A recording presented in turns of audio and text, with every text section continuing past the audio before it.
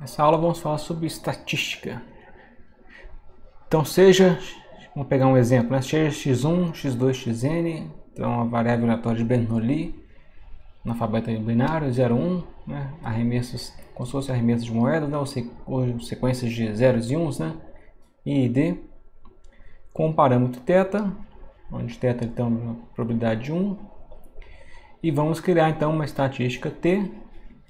Então essa estatística T é a contagem do número de uns. Então nós vamos somar ao longo dessa observação, né, somar os valores do x. Então quando for 0 vai somar 0, não vai acrescentar nada, quando for 1 vai contar mais 1. Então no final das contas essa estatística é a contagem, né, do número de uns na sequência de tamanho n. Então esse T é chamado de estatística da amostra. Então, de forma geral, qualquer função de uma amostra, né, é uma estatística. Então, por exemplo, né, vocês conhecem a média amostral, a variância amostral, todas elas são estatísticas. A gente poderia criar, por exemplo, uma função que a gente pega o primeiro elemento da sequência. Então, essa aqui também seria uma estatística. Talvez não seja muito útil, né, mas é também uma estatística. Então, vamos considerar o exemplo anterior, né, do ensaio de Bernoulli, e aquela estatística da contagem, né, dos números de uns. Então, o que a gente pode ver? Né? Naquele exemplo, né, dado essa estatística, a gente pode escrever a probabilidade da sequência, né, sem utilizar o parâmetro θ. Ou seja, então aqui a gente vai ter que a probabilidade de x1n dado a estatística e o θ é o mesmo que a probabilidade de x1n dada a estatística. A gente não precisa do θ, já que foi dado a estatística, onde no caso aqui a estatística é a contagem do número de uns. Então, para essa sequência de x1 a xn, a gente pega os casos em que a soma da k, né, ou seja, existem k1s. Então, quantas sequências de complemento n possuem k1s nessa sequência? A combinação, né, esse número binomial, né, esse coeficiente binomial, combinação de n tomando cada k elementos. Né? Então, se a gente divide por esse número, então dividindo por esse número, a gente vai ter essa probabilidade, né, a probabilidade para cada um dos k's. Então, para cada valor de k, a probabilidade as sequências são equiprováveis, as sequências que possuem k1s são equiprováveis, e a probabilidade de cada uma delas é 1 sobre o número total de sequências que existem com k1s, que é o que está sendo expresso aqui. Então, em outras palavras, a gente expressou, né, esse valor sem utilizar o θ, né? O θ não apareceu como parâmetro utilizado. Então a gente pode dizer, né, que x1n é independente de θ dado a estatística. E isso implica que existe uma cadeia de Markov nessa ordem: θ, estatística, sequência. E por outro lado, a gente sabe, né, que a estatística de uma sequência é uma função da sequência, né, a definição do que é uma estatística. Então, dessa forma, a gente pode falar que a gente tem também uma cadeia de Markov nesta ordem. Então, a gente tem uma distribuição com determinado parâmetro θ, gera uma sequência de realizações e a gente aplica a função, a estatística, para obter esse valor da estatística. Então, a gente tem uma cadeia de Markov nessa ordem. Então, a gente tem uma cadeia de Markov num sentido e a outra cadeia de Markov no outro sentido. E nos dois casos, a gente pode aplicar a desigualdade de processamento de dados. Então, a desigualdade de processamento de dados fala, então, analisando essa primeira cadeia de Markov, ela nos diz que a informação mútua entre o θ e em estatística é maior ou igual do que a informação mútua entre o θ e o x.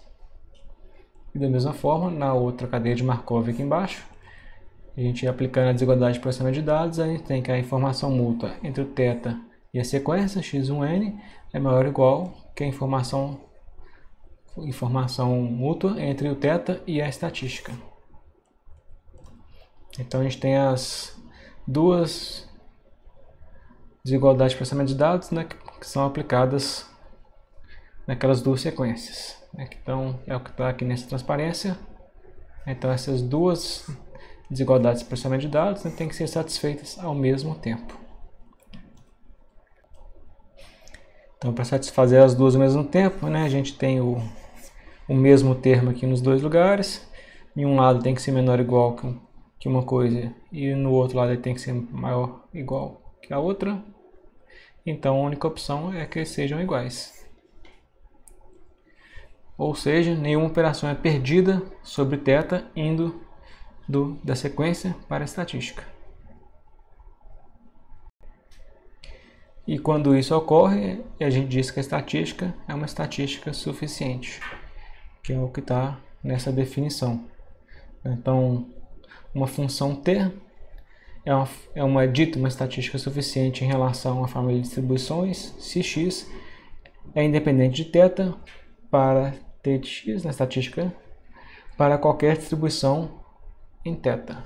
Isso é θ, estatística x, forma uma cadeia de Markov. Então a informação mútua entre θ e x é igual a informação mútua entre θ e estatística para todo θ. Uma estatística suficiente, então, como a gente falou, né, vai preservar a informação mútua e reciprocamente. Então, né, a gente tem que o x e o θ são independentes da estatística, que é o que a gente viu naquele exemplo, que a gente pode escrever, né, as probabilidades sem usar o θ quando a gente dado a estatística, né? Então x e o θ ficam sendo independentes. E o que a gente mostrou na transparência anterior é que a informação mútua se preserva.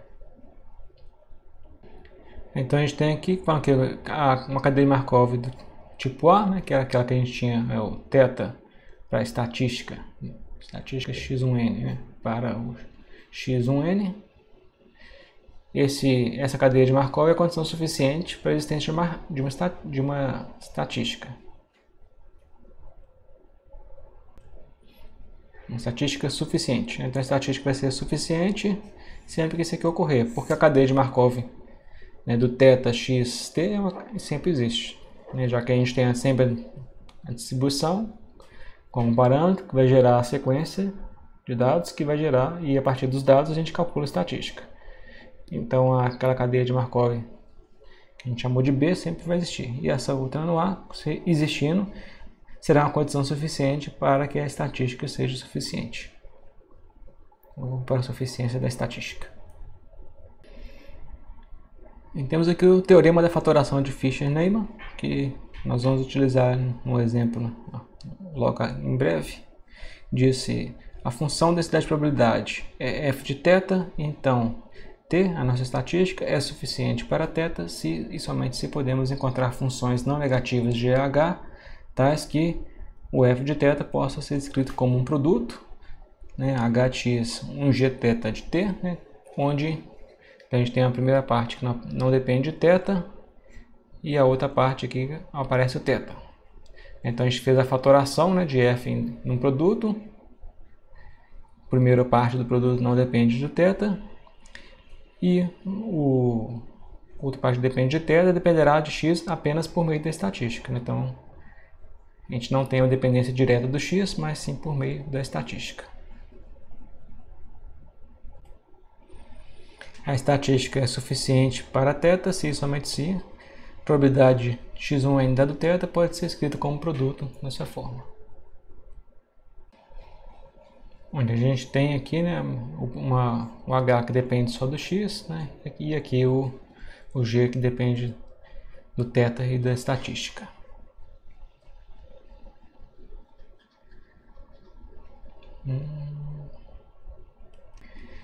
E aqui um exemplo que a gente vai utilizar o Fisher-Neyman.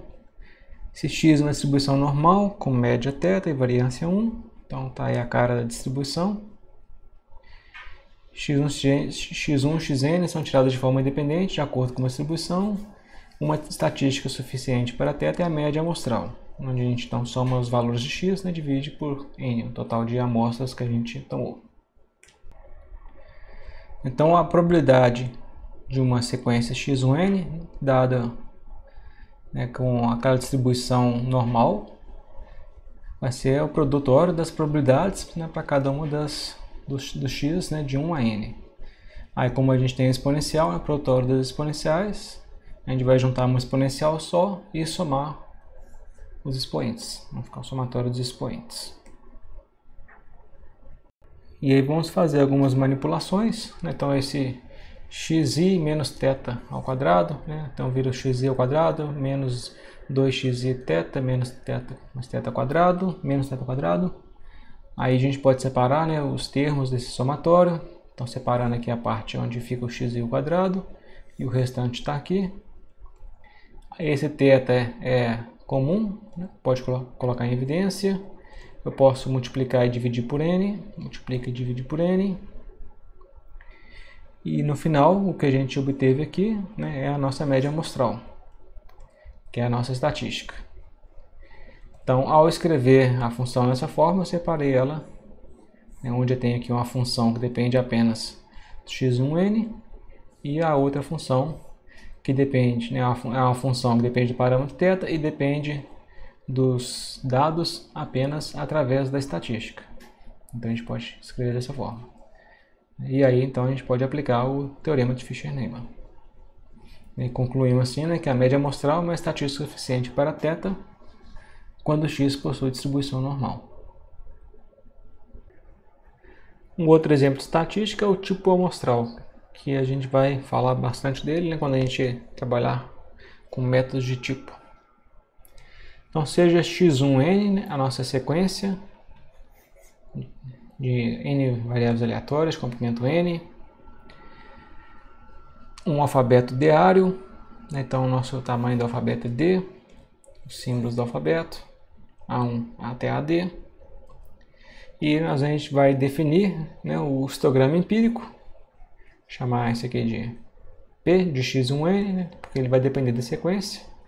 A ideia do histograma empírico é que nós vamos contabilizar quantas vezes ocorreu cada um dos símbolos na sequência. Então, na sequência x1n, vamos contabilizar quantas vezes ocorreu cada um dos símbolos do nosso alfabeto. Então, na primeira posição aqui do nosso histograma empírico, a gente tem a contabilização do número de vezes que ocorreu o símbolo A1, dado a sequência x1n. Aqui, o número de vezes que ocorreu a sequência, o símbolo A2, dada a sequência x1n, até chegar no último símbolo, o AD. E aí dividir todo mundo por n, que é o tamanho da sequência. Bem, a gente viu aquele exemplo anterior, aquele exemplo simples do caso de Bernoulli, onde a gente estava usando a estatística, que era a contagem do número de ocorrências de uns. Mas no caso binário, se eu conto o número de uns, automaticamente eu sei o número de zeros.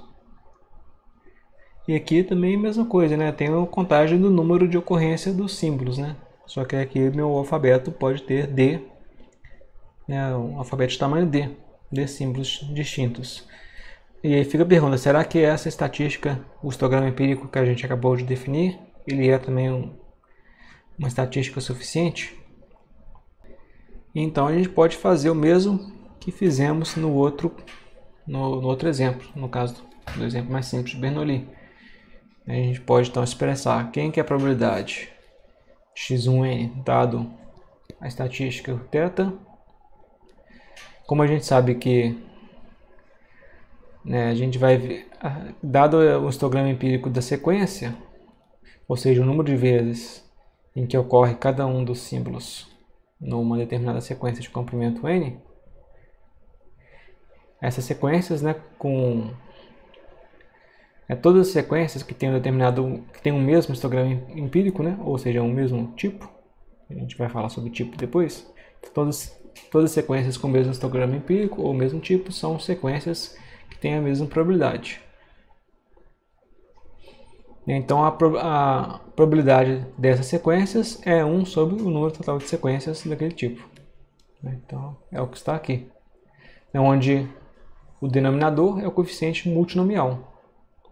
A generalização é do coeficiente binomial. Então é o número Então esse coeficiente multinomial dá o número de sequências de comprimento n, onde aparecem n1 vezes o primeiro símbolo, n2 vezes o segundo símbolo, etc., até nd vezes o símbolo AD, né, o último símbolo. Então cada um desses NIs, né, podem ser obtidos por n vezes o histograma empírico, né, acessando, né, analisando para cada um para o respectivo símbolo, né? Então para o símbolo, para o iésimo símbolo, obtenho o valor NI. E ao expressar essa probabilidade dessa forma, a gente expressou numa forma que não depende do θ. Então, como a gente tem essa probabilidade x1n dado P e θ é igual a probabilidade x1n dado o P, então a gente tem, né, que é independente, né? Então a gente tem que o x é independente de θ dado a estatística. Então essa estatística é uma estatística suficiente.